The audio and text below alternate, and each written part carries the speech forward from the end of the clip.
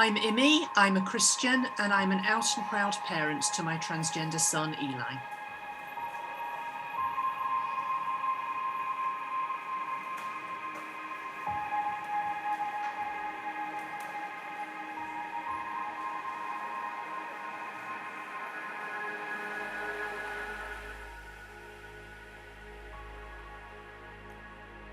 I was brought up as a Jehovah's Witness, which, if you don't know, is a very traditionalist, fundamentalist Christian sect, and it's absolutely homophobic. I was taught that being gay was wrong. You know, it was one of the main things I was taught growing up.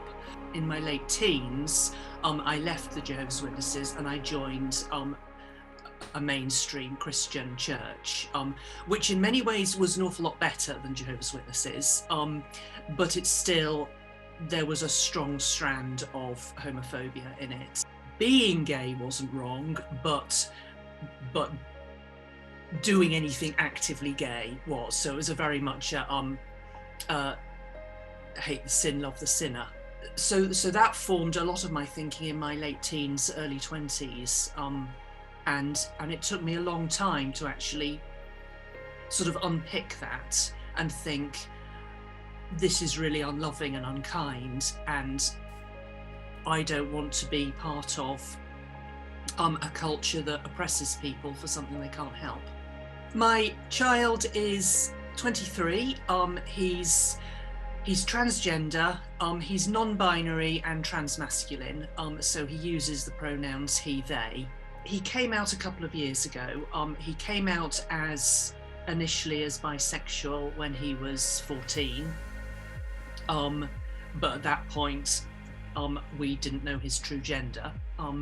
So I used to introduce people to my daughter at that point, and my daughter was bisexual and then mostly lesbian, and then he came out as trans non-binary 2 or 3 years ago, I think, and lived as non-binary using they pronouns for a while, and I had to get used to referring to him as my child, but then that sounds like a small child, so then I had to say, oh, my adult child, and I used offspring for quite a while. If I referred to him on social media, I would say offspring, but our language is really limiting. There aren't enough good words that are gender neutral. And then he realised that he was transmasculine, so he leaned more towards being masculine, and he socially transitioned and changed his name and changed his title.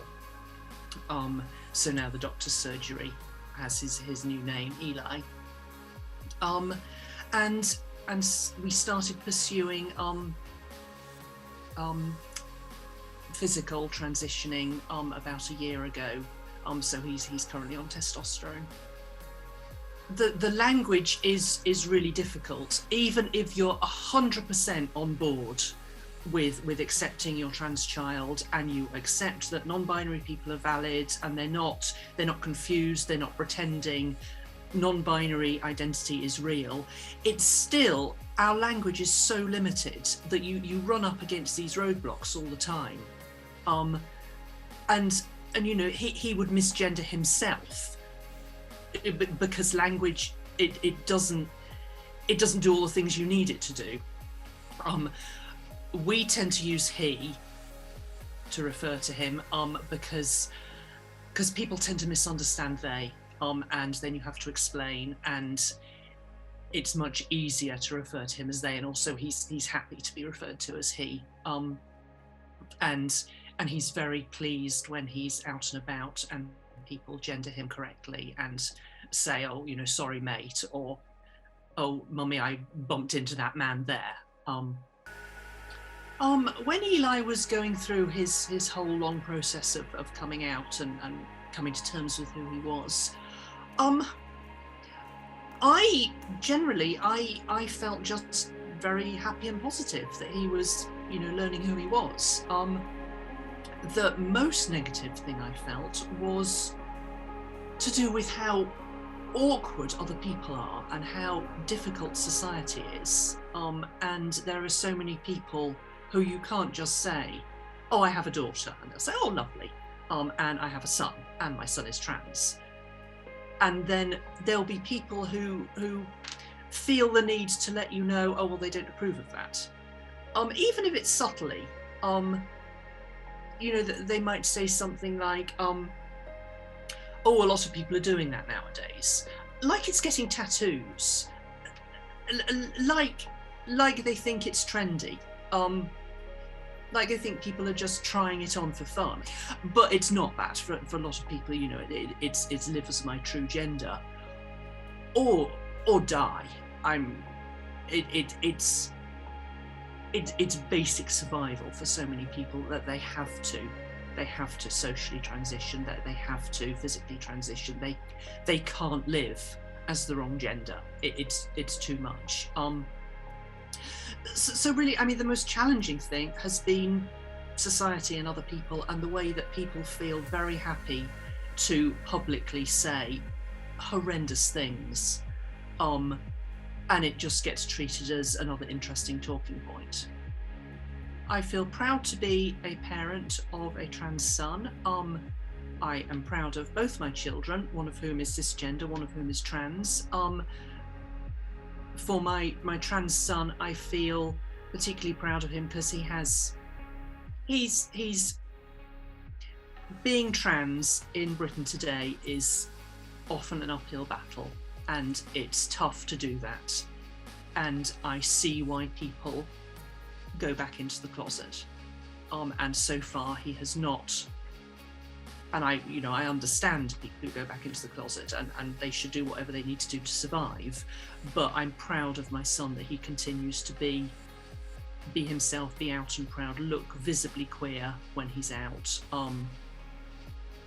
It's amazing to produce children, and initially they're a blank slate, and then they do things and you think, goodness me, you're so much tougher and braver than I am. And so different, and it's so interesting. I think you kind of maybe expect your children to be mini versions of you, and when they turn out to be completely not, it's fascinating. It's like, gosh, I made you, but actually I didn't. This is something you've done all by yourself. We go to a Church of England church now, and I think it's pretty liberal. I'm sure there are traditionalist elements, but generally we haven't met with any real negative reactions. I imagine there are people who would be negative, but they've been polite enough not to say anything to me or to Eli, which is just as well. The most negative reactions I've seen has been from people who are not particularly religious, but who are just ideologically anti-trans, not particularly to do with Eli coming out, but I cut ties with a few friends before Eli came out because the way they were talking was clearly so transphobic. I thought, you're not the sort of people I want to know any longer. Unfortunately, I did that before Eli came out as trans, because I would have been very angry if they'd said anything like the things they were saying publicly actually to me or Eli after that. But I've been vehemently pro-trans a long time before Eli came out.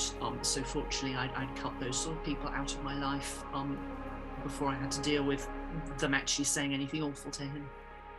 I'd like to think that the fact that I'm out and proud and clearly accepting of my trans son, and I'm Christian, and I'm also perfectly open about being Christian, I hope it would make people who possibly had less positive feelings about it maybe reconsider, because I think I'm fairly clear that I am a Christian. I'm not compromising on that, and I am also a proud parent of a trans son, and I'm not compromising on that either. There's no sort of woolly thinking here. This isn't a grey area that I'm sort of living in. This is black and white. These things are both okay. I hope that would make people think that maybe I'm right. But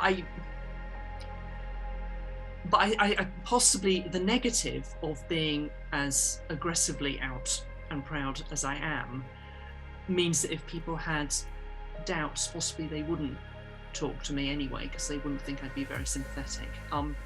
And to be fair, most of my sympathy goes towards the actual the queer young people. It can be tough to be a parent and to have your children doing things that you don't approve of, but it doesn't even compare to what it's like to actually be queer and to have your parents not accept it, or to have your community not accept it. So my sympathy is limited. I mean, it's so horrible to have your parents not supporting you. It's especially when you're young, especially when society is a bit rubbish to you as well. Yeah, it's not like I don't feel any compassion, it's just that my compassion is limited. It's going to go towards these people instead. I would say it's important for accepting parents like me to be highly visible, because I think people need to know that it doesn't have to be difficult when your children come out as anything that you didn't expect. You know, there's a wide variety of sexualities, there's a wide variety of genders, there's a lot of different gender expressions. Your children, who you may be, if you're straight and cisgender, you maybe assume your children will be straight and cisgender. They could turn out to be so many different things. And as a parent, you have to be prepared for that. And you have to be prepared that it's fine. This could happen. It's absolutely fine. And even if you have concerns about it or doubts about it, there are much, much, much worse things that could happen to your children that would devastate you, compared to them coming out as a slightly different gender or sexuality than you expected. And if you had a lot of hopes pinned on, you know, a traditional white church wedding or something, it's also important to know that actually life can turn out differently, and that's also okay. You can have a lovely big celebration in a different way. I think him coming out as trans, I think it's probably really deepened our relationship, because he's needed a lot of support, and so obviously the people who would support him are me and his dad. So we end up talking a lot in, I think, a deeper way than you generally do with your children once they get to be adults, because we're talking about identity and we're talking about fairly intimate medical issues, and supporting someone going through a long, difficult process, I think naturally brings you close together. Eli is uncompromisingly himself. He is non-binary, he's transmasculine, he wants to live in the world like a man. He's also queer, and he doesn't buy into the sort of toxic masculinity that says men must look like men. You know, sometimes he wears dresses, not because they're girls' clothes, but because he likes them. I think that's really cool and brave. I think men should be able to wear dresses without being told they're girls. And even though being told I'm a girl is absolutely horrible and dysphoria inducing for me, I will still wear a dress because I want to, and I think I should be able to. I think some parents struggle to accept their queer children, sometimes because it's simply not what they expected. I think also our society is still deeply homophobic and transphobic. And I think we all take that on, even if we think we're really accepting and really cool with it. We're kind of often accepting of it for those people over there. It's fine for them, but it's not fine for my children. My children need to need to be right, they need to be correct, they need to fit this model. I mean, you see it with people getting upset because their children don't go to university when they thought they would, or don't get married when they thought they would, or don't have children of their own. We have, and I don't think it's our fault, I think it just happens, we have, I think, often really set ideas for what a happy, productive, good path is for human beings. And often that it's really rigid and narrow. I think also Christianity is still deeply homophobic, deeply traditionalist. You know, the Church of England only accepted women priests 20 years ago. Really recently, we're still continuing to argue about whether we should accept gay marriage. The attitudes in the church are just not changing fast enough. There are a lot of people whose attitudes have changed, and there are a lot of people who will still quote like this handful of scriptures which may or may not have a homophobic meaning, that they're all ambiguous. People sometimes say it shouldn't be called a phobia because it's not a fear, it's a hatred, which is true. But I have very bad arachnophobia, irrational fear of spiders, and actually it is very similar. The instinctive fear and disgust I feel when I see a spider is actually, I do see that reflected in people who are homophobic, and it's just an irrational, a kind of a gut instinct.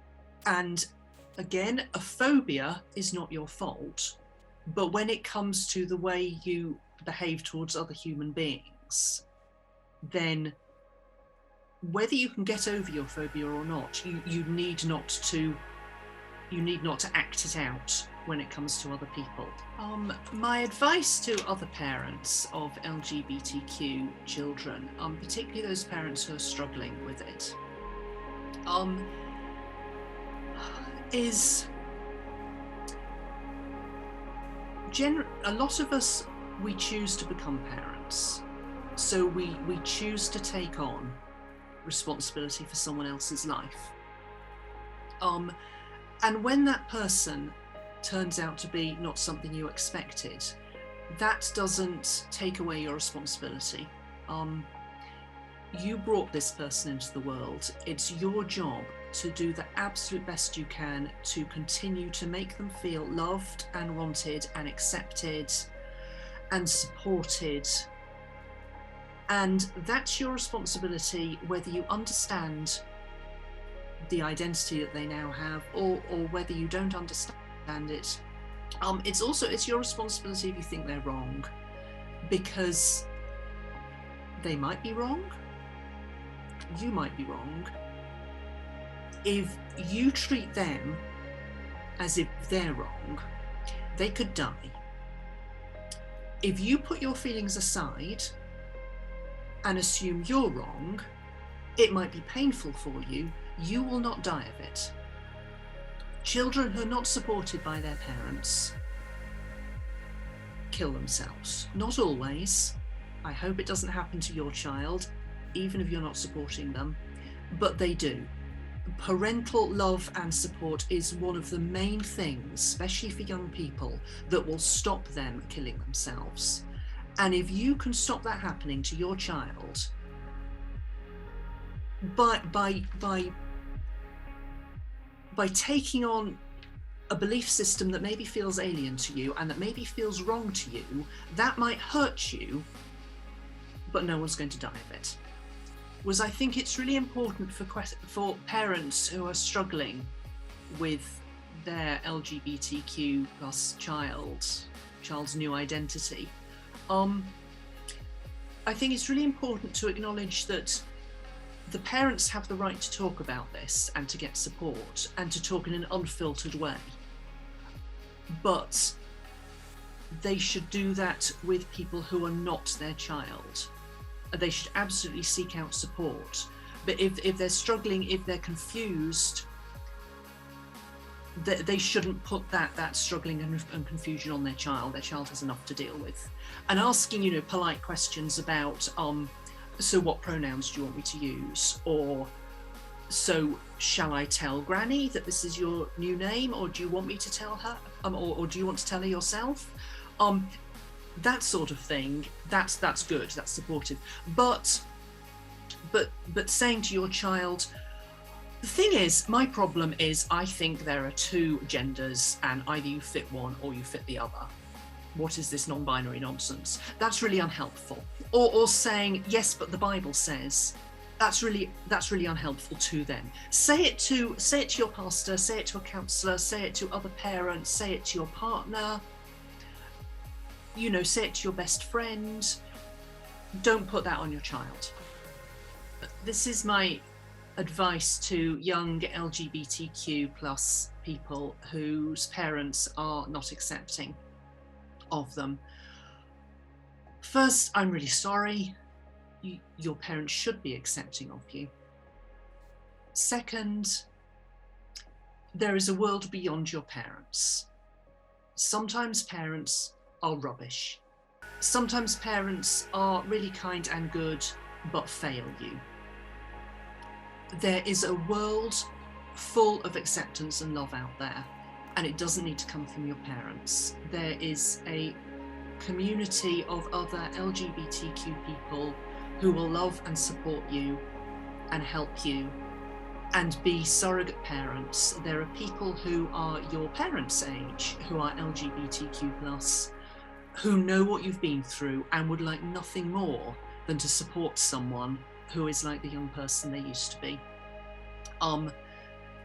It's horrible if your parents don't support you. I'm really sorry. It's painful. It's awful. They are wrong and they should. But it's not the end of the world. You need to survive.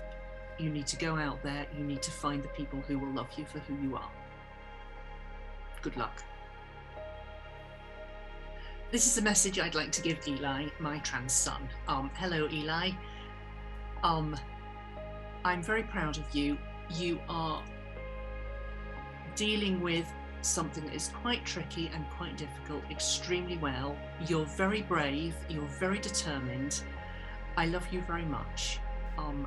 I hope that the next few years you'll be able to fully transition into the exact person you want to be and find lots of new happiness in that identity. And I hope that I can continue to give you the best possible support. And please tell me if I'm doing it wrong and I will fix it.